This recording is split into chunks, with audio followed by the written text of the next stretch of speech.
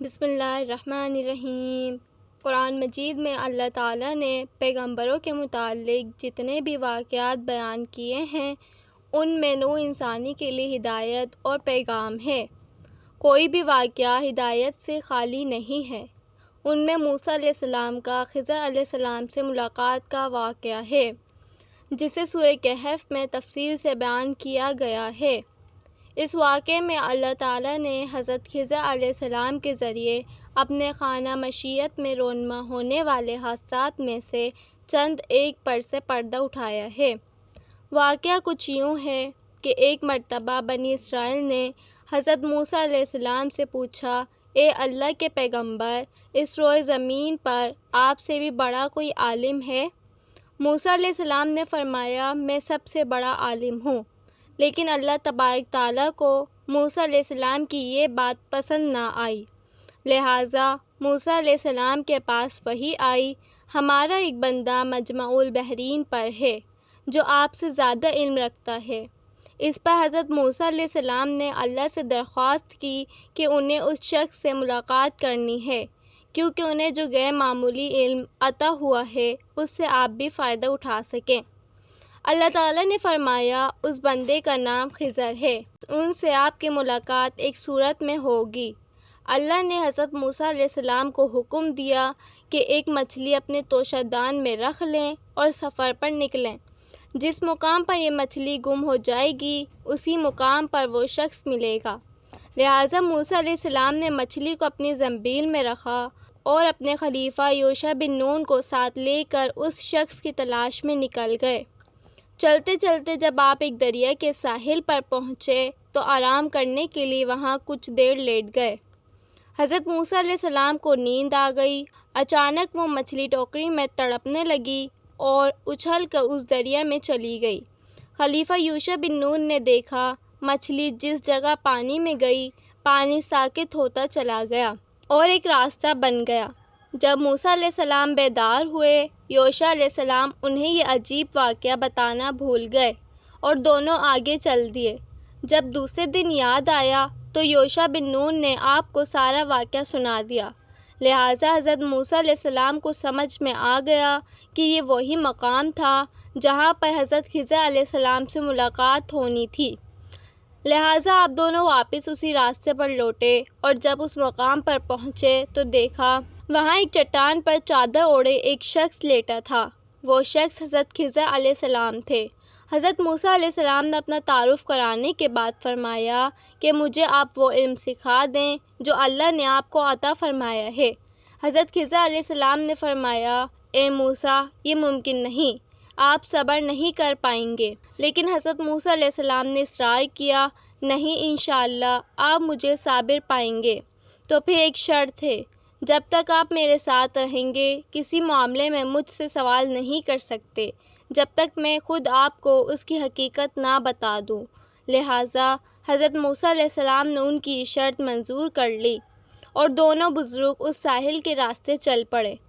چلتے چلتے آپ ایک مقام پر پہنچے جہاں ملہ لوگوں کو کشتی پر سوار کر رہا تھا تاکہ وہ لوگوں کو دریا پار کرا دے۔ جب اس ملاح نے حضرت خضر علیہ السلام کو دیکھا تو پہچان گئے کہ یہ اللہ کا ایک نیک بندہ ہے۔ اس نے آپ دونوں سے کوئی کرایہ نہ لیا اور اپنی کشتی پر سوار کر لیا۔ جب کشتی چلنے لگی اور دریا کی لہروں کے درمیان پہنچی تو حضرت خضر علیہ السلام نے اس کشتی کا ایک تختہ توڑ دیا جس سے کشتی میں سوراخ ہو گیا۔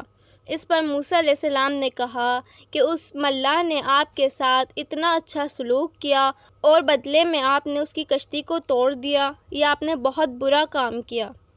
اس پر حضرت خضر علیہ السلام نے کہا، میں نے آپ کو پہلے ہی کہا تھا کہ آپ صبر نہیں کر سکیں گے۔ لہٰذا حضرت موسیٰ علیہ السلام نے معذرت کی اور کہا کہ میری اس غلطی کو درگزر کریں، میں اپنا وعدہ بھول گیا تھا، اور آگے چل دیے۔ راستے میں انہیں ایک بچہ نظر آیا جو کھیل رہا تھا۔ حضرت خضر آگے بڑھے اور اس بچے کی گردن مروڑ کر اسے قتل کر ڈالا۔ یہ دیکھ کر حضرت موسیٰ علیہ السلام بہت غضبناک ہوئے اور غصے میں بولے، یہ آپ نے کیا کیا؟ آپ نے ایک معصوم بچی کی جان لے ڈالی۔ خضر علیہ السلام نے کہا، میں نے کہہ دیا تھا کہ آپ میرے ساتھ صبر نہیں کر پائیں گے، لہٰذا حضرت موسیٰ علیہ السلام شرمندہ ہوئے اور فرمایا بس آخری مرتبہ میری غلطی کو معاف کر دیں، اگر میں نے دوبارہ کوئی سوال کیا تو آپ مجھے اپنے ساتھ نہ رکھیے گا بلکہ میں خود ہی آپ سے جدا ہو جاؤں گا۔ پھر دونوں حضرات آگے چلے اور دونوں ایک گاؤں میں پہنچے۔ سفر کی وجہ سے دونوں تھک چکے تھے، لہٰذا اب دونوں اسی گاؤں کے لوگوں کے دروازے پر گئے اور درخواست کی کہ ہمیں وہاں کچھ دیر کے لیے پناہ دے دیں، مگر اس گاؤں کے لوگوں کے اندر سے رحم انسانیت کا جذبہ مر چکا تھا۔ انہوں نے راہگیر کی مدد کرنے کے بجائے انہیں کھانا پینا وغیرہ دینے سے صاف انکار کر دیا اور انہیں دھتکار دیا۔ جب وہ گاؤں سے جانے لگے تو حضرت خضر علیہ السلام نے دیکھا وہاں ایک مکان ہے اور مکان کی دیوار پرانی ہو گئی تھی اور وہ جھک گئی تھی اور بہت جلد گرنے والی تھی۔ حضرت خضر علیہ السلام نے بڑی محنت سے اس دیوار کی مرمت کی اور اسے سیدھا کر دیا۔ موسیٰ علیہ السلام نے کہا کہ بستی والوں نے ہمیں نہ پناہ دی اور نہ ہی مہمان نوازی کی، اس کے باوجود دیوار سیدھی کر دیا آپ کو چاہیے تھا کہ اس کے بدلے گاؤں والوں سے کوئی اجرت لیتے۔ لہٰذا حضرت خضر علیہ السلام نے فرمایا اب تمہارے اور میرے راستے الگ ہوتے ہیں، افسوس کہ تم سے صبر نہ ہو سکا، لیکن میں تم سے جدا ہونے سے پہلے ان کاموں کی وجہ بتا دیتا ہوں جو میں نے کیے۔ اس کشتی توڑنے کی وجہ یہ تھی کہ وہ ملہ کشتی کو لے کر ایک ایسی جگہ سے گزرنے والا تھا جہاں ایک ظالم بادشاہ کی حکومت ہے اور وہ ان علاقوں سے گزرنے والی ہر کشتی کو ضبط کر لیتا ہے۔ جب وہ اس علاقے سے گزریں گے تو وہ کشتی میں نقص دیکھے گا، اس کی وجہ سے اسے کشتی نہ چھینے گا اور انہیں چھوڑ دے گا۔ اسی طرح اس غریب ملہ کا روزگار بچ جائے گا اور وہ بچہ جسے میں نے قتل کیا وہ بڑا ہو کر ایک بدکار شخص بننے والا تھا جو کفر اور سرکشی کرتا، جو اپنے ماں باپ کے لیے آزمائش بن جاتا۔ لہٰذا حکم الہی میں نے اسے قتل کر دیا تاکہ اس کے ماں باپ اس کے فتنے سے محفوظ رہ جائیں، اور اللہ رب بدلے میں اسے نیک اور صالح اولاد سے نوازے گا۔